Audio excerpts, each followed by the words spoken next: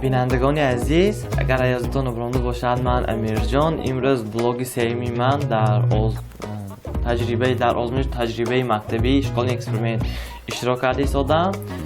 امروز روزی سیمم که در شهر خوجند قرار دارم. روزی سیمم می باشد که در مکتبی پرزیدنتی تحصیل کرده ایستادم. امروز هم روزی من خیلی هم خوب گذشت.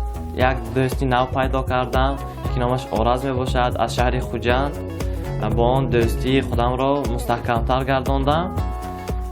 و غیر از این باز درس های ما نیز خیلی هم شوق‌آور گذشت. یکم ساعتی درسی ما امروز فیزیک بود. در لابراتوری فیزیکوی درسی خود را آغاز کرده یک چند تجربه فیزیکوی را گذرانده مستحکم کنی کردیم، بهای خود را ببر گرفتیم. و غیر از این درسی الگبرا که معلمه به ما آمده درباره الگبرا، درباره فرمولهای الگبروی کمتر معلومات دادن، مستحکم کنی کردن، مثال ها کار کردیم. بعدا سفارشی خانگی را گرفته موضوع خود را جنبست کرده، بهای خود را گرفته با معلمه خیر و خوش کردیم. این لحظه روزی من هم خیلی هم خوب گذشت. بغیر از آن امروز در درسی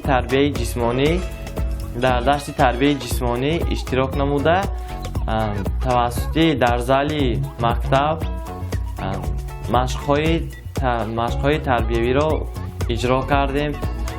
تورنیک کشیدیم، بروز پفشیدیم. بغیر از این ارجمندی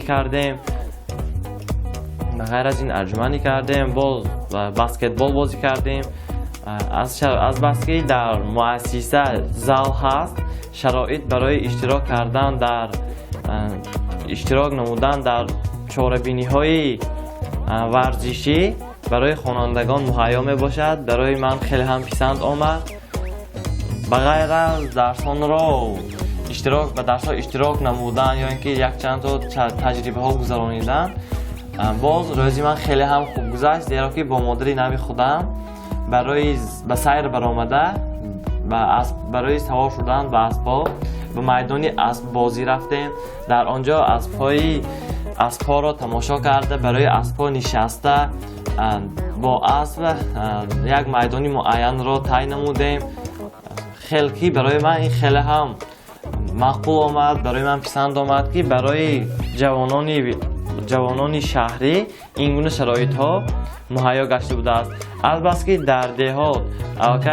در دهات همه اسب خود را دارا می باشد، لیکن برای شهری ها نیست این گونه شرایط موجود بوده است که خوانندگان بچهای شهری در میدان های سواری اسب بازی رفته در همانجا روزهای خودشان را میگذرانند. توسط سوار شدن به اسب‌ها درباره حیوانات معلومات خودشان را پر کرده میگرفتند. خیر، این بود بلاگ سیمی من. امیر جان داره میکشویی؟ البته حاضر با شمایان بودم من امیر جان.